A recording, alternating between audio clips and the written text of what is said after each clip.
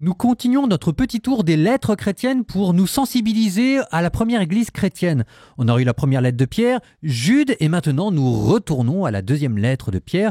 Une lettre assez courte, 3 chapitres, que je vais lire d'une traite, comme ça vous donnera une certaine expérience d'immersion dans la lettre de Pierre. Et du coup, je ferai juste un tout petit commentaire. Donc, la deuxième lettre de Pierre, une lettre qui se réclame de Pierre, mais qui n'est probablement pas de lui, c'est une lettre tardive. Ah oui, mais Saint-Pierre est devenu quelqu'un d'important, hein. Je vous avais parlé des actes de Saint-Pierre, ces récits apocryphes où il lutte contre Simon le magicien à Rome. Saint-Pierre, c'est devenu un des très grands personnages de la première église dont il est bon de se réclamer quand on veut faire œuvre de communion entre les différentes églises. Et de fait, vous verrez, on sent qu'il y a dans cette lettre une volonté d'apaiser les cœurs et de ramener à une grande communion tout ce beau monde. C'est ainsi que, par exemple, chapitre 5, on vous parlera de Paul. On vous dira que oui, il y a peut-être des choses difficiles dans Saint Paul, en attendant, il mérite d'être lu. Alors pourquoi est-ce que Saint Paul, c'est difficile ? On verra ça dans les Actes des Apôtres, et c'est vrai que ça n'a pas toujours été très simple, mais vous voyez là une main tendue. De la même manière, et c'est pour ça que je l'ai mis après la lettre de Saint Jude, on va reprendre quasiment tous les thèmes de la lettre de Saint Jude. On va vous parler des anges qui sont appelés gloire, on va vous parler de Balaam, des anges déçus, de Sodome, des faux docteurs, du libertinage. Enfin, on reprend tout Jude, c'est pour ça que je l'ai mis après, sauf que la deuxième lettre de Saint Paul opère un nettoyage apocryphe. Exit l'allusion à Michel qui défend le corps de Moïse, exit la citation d'Enoch. Donc on sent derrière le théologien qui essaye de garder le meilleur des différentes traditions. Il y avait des sensibilités différentes et en faisant quelques élagages, ça permet à tout ce beau monde-là de vivre en communion. On y va, la lettre de Pierre, les 3 chapitres d'un coup.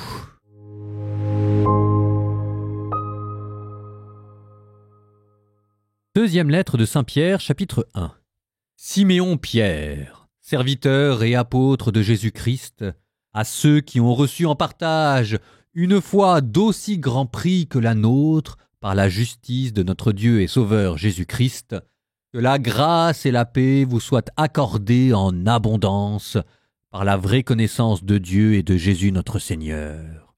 Sa puissance divine nous a fait don de tout ce qui permet de vivre avec piété, grâce à la vraie connaissance de celui qui nous a appelés par la gloire et la force qui lui appartiennent.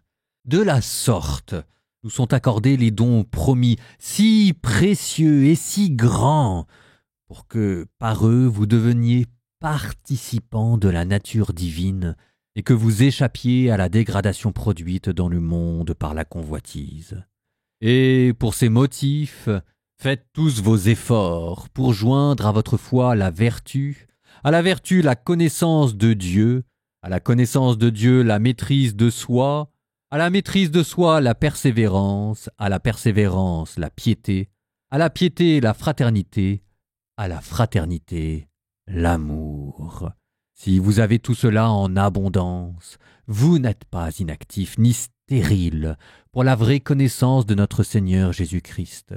Mais celui qui en est dépourvu est myope, au point d'être aveugle. Il oublie qu'il a été purifié de ses péchés d'autrefois. C'est pourquoi, frères, redoublez d'efforts pour confirmer l'appel et le choix dont vous avez bénéficié. En agissant de la sorte, vous ne risquez pas de tomber. Et c'est ainsi que vous sera généreusement accordée l'entrée dans le royaume éternel de notre Seigneur et Sauveur Jésus-Christ. Voilà pourquoi je tiendrai toujours à vous remettre cela en mémoire, bien que vous le sachiez et que vous soyez affermis dans la vérité qui est déjà là. Et il me paraît juste, tant que je suis ici-bas, de vous tenir éveillés par ces rappels, car je sais que bientôt je partirai d'ici-bas, comme notre Seigneur Jésus-Christ me l'a fait savoir. Mais je redoublerai d'efforts pour qu'après mon départ, vous puissiez en toute occasion faire mémoire de cela. En effet, ce n'est pas en ayant recours à des récits imaginaires sophistiqués que nous vous avons fait connaître la puissance et la venue de notre Seigneur Jésus-Christ, mais c'est pour avoir été les témoins oculaires de sa grandeur. Car il a reçu de Dieu le Père l'honneur et la gloire quand, depuis la gloire magnifique, lui parvint une voix qui disait « Celui-ci est mon Fils bien-aimé, en lui j'ai toute ma joie. » Cette voix, venant du ciel, Nous l'avons nous-mêmes entendu quand nous étions avec lui sur la montagne sainte. Et ainsi se confirme pour nous la parole prophétique. Vous faites bien de fixer votre attention sur elle, comme sur une lampe brillante dans un lieu obscur, jusqu'à ce que paraisse le jour et que l'étoile du matin se lève dans vos cœurs. Car vous savez cette chose primordiale. Pour aucune prophétie de l'Écriture, il ne peut y avoir d'interprétation individuelle, puisque ce n'est jamais par la volonté d'un homme qu'un message prophétique a été porté. C'est donc porté par l'Esprit Saint que des hommes ont parlé de la part de Dieu. Deuxième lettre de Pierre, chapitre 2. Mais il y eut aussi des prophètes de mensonges dans le peuple, comme il y en aura parmi vous. Des maîtres de mensonges, qui introduiront des hérésies menant à la perdition et renieront le maître souverain qui les a rachetés. Ils préparent pour bientôt leur perdition, et beaucoup les suivront dans leur débauche. À cause d'eux, suivre le chemin de la vérité fera l'objet d'outrages, et dans leur cupidité, ils vous exploiteront par des discours factices. Leur condamnation est en cours depuis longtemps et leur perdition n'est pas en sommeil. Car Dieu n'a pas épargné les anges qui avaient péché, mais il les a livrés, enchaînés aux ténèbres infernales, où ils sont gardés pour le jugement.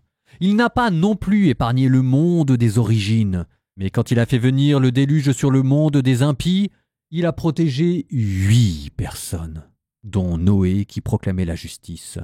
Il a condamné aussi les villes de Sodome et Gomorrhe à la catastrophe en les réduisant en cendres. Il en a fait un exemple pour montrer aux impies ce qui les attend, mais il a délivré Lot, le juste, accablé par la conduite débauchée de ces gens dévoyés.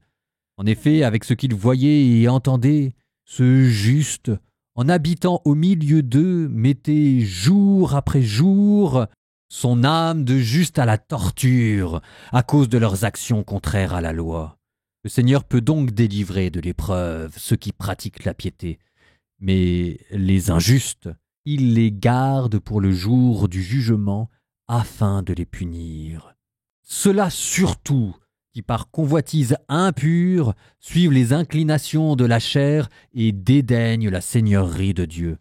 Présomptueux, arrogants, ils outragent sans trembler les anges appelés gloire, alors que d'autres anges, supérieurs en force et en puissance, ne portent pas contre ceux-ci un jugement outrageant de la part du Seigneur.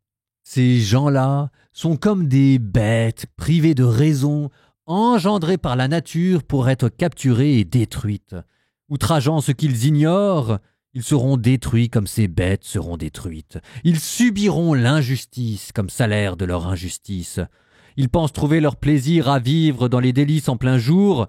Ils ne sont que tâches et défauts, en se délectant de leur tromperie quand ils font bombance avec vous. Ils ont les yeux remplis du désir d'adultère et sont insatiables de péché. Ils séduisent les âmes mal affermies. Ils ont le cœur exercé à la cupidité. Ce sont des enfants de malédiction. Abandonnant le droit chemin, ils se sont égarés en s'engageant sur le chemin de Balaam, fils de Bosor. Celui-ci fut heureux de recevoir un salaire d'injustice, mais il reçut une leçon pour sa transgression. Une bête de somme sans voix s'est mise à parler avec une voix humaine et s'est opposée à la folie du prophète. Ces gens-là sont des sources sans eau, des brumes chassées par la tempête. L'obscurité des ténèbres leur est réservée. En proférant des énormités vides de sens, ils séduisent, par des convoitises nées de la chair, par les débauches, ceux qui viennent à peine d'échapper aux gens qui vivent dans l'égarement. Ils leur promettent la liberté, alors qu'eux-mêmes sont esclaves de la corruption. On est en effet esclave de ceux qui vous dominent. Car si des hommes, par la vraie connaissance de notre Seigneur et Sauveur Jésus-Christ, ont échappé aux souillures du monde, et qu'ils se trouvent à nouveau empêtrés et dominés par elles, leur état est pire à la fin qu'au début. Il aurait mieux valu pour eux ne pas avoir connu le chemin de la justice, plutôt que de l'avoir connu et de s'être détournés du saint commandement qui leur avait été transmis. Il leur arrive ce que dit en vérité le proverbe: le chien retourne à son vomissement et la truie, sitôt lavée, se vautre dans la boue. 2 Pierre chapitre 3. Bien-aimés, c'est déjà la 2e lettre que je vous écris. Dans l'une et l'autre, je fais appel à votre mémoire, afin de réveiller en vous une intelligence claire pour que vous vous souveniez des paroles dites à l'avance par les saints prophètes et du commandement de vos apôtres, qui est celui du Seigneur et Sauveur. Sachez d'abord que, dans les derniers jours, des moqueurs viendront, avec leurs moqueries, allant au gré de leurs convoitises et disant: où est la promesse de son avènement? En effet, depuis que les pères se sont endormis dans la mort, tout reste pareil depuis le début de la création. En prétendant cela, ils oublient que, jadis, il y avait des cieux ainsi qu'une terre sortie de l'eau et constituée au milieu de l'eau grâce à la parole de Dieu. Par ces mêmes éléments, le monde d'alors périt dans les eaux du déluge. Mais les cieux et la terre de maintenant, la même parole, les réserve et les garde pour le feu, en vue du jour où les hommes impies seront jugés et périront. Bien-aimés, il est une chose qui ne doit pas vous échapper. Pour le Seigneur, un seul jour est comme 1000 ans, et 1000 ans sont comme un seul jour. Le Seigneur ne tarde pas à tenir sa promesse, alors que certains prétendent qu'il a du retard. Au contraire, il prend patience envers vous, car il ne veut pas en laisser quelques-uns se perdre, mais il veut que tous parviennent à la conversion. Cependant, le jour du Seigneur viendra, comme un voleur. Alors les cieux disparaîtront avec fracas, les éléments embrasés seront dissous, la terre, avec tout ce qu'on a fait ici-bas, ne pourra y échapper. Ainsi, puisque tout cela est en voie de dissolution, vous voyez quels hommes vous devez être, en vivant dans la sainteté et la piété, vous qui attendez, vous qui hâtez l'avènement du jour de Dieu, ce jour où les cieux enflammés seront dissous, où les éléments embrasés seront en fusion. Car ce que nous attendons, selon la promesse du Seigneur, c'est un ciel nouveau et une terre nouvelle, où résidera la justice. C'est pourquoi, bien-aimés, en attendant cela, faites tout pour qu'on vous trouve sans tache ni défaut dans la paix.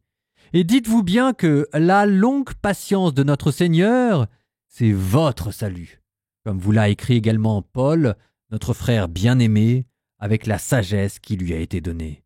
C'est ce qu'il dit encore dans toutes les lettres où il traite de ces sujets.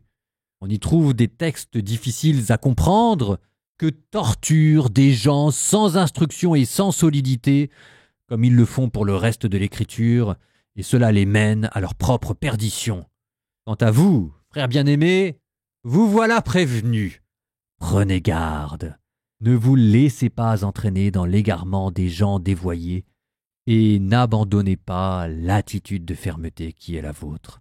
Mais continuez à grandir dans la grâce et dans la connaissance de notre Seigneur et Sauveur Jésus-Christ.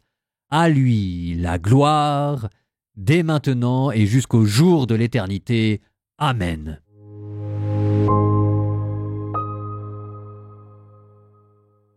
Un tout petit commentaire sur un verset que vous avez entendu au début de la 2e lettre de Pierre. Chapitre 1, verset 4. Dieu va vous faire des dons afin que par eux, citation, vous deveniez participants de la nature divine. Eh bien, ce vocabulaire de la participation, il ne se trouve que là, dans tout le Nouveau Testament. Et quand on sait toute l'importance qu'aura ce thème dans la théologie à venir, on est content d'avoir regardé la 2e lettre de Pierre. Si jamais il n'y a pas de participation, il n'y a pas de sanctification, il n'y a pas de divinisation, c'est parce que nous participons à la nature divine que nous sommes sauvés. Au nom du Père et du Fils et du Saint-Esprit, Amen. Seigneur Jésus, notre Dieu et Sauveur, toi qui nous appelles à devenir participants de la nature divine, allume en nos cœurs l'astre du matin. Fais de ta parole une lumière dans notre nuit. Affermis-nous dans la patience. fais-nous croître dans la grâce, et que nous puissions voir les cieux nouveaux et la terre nouvelle que tu nous as promises.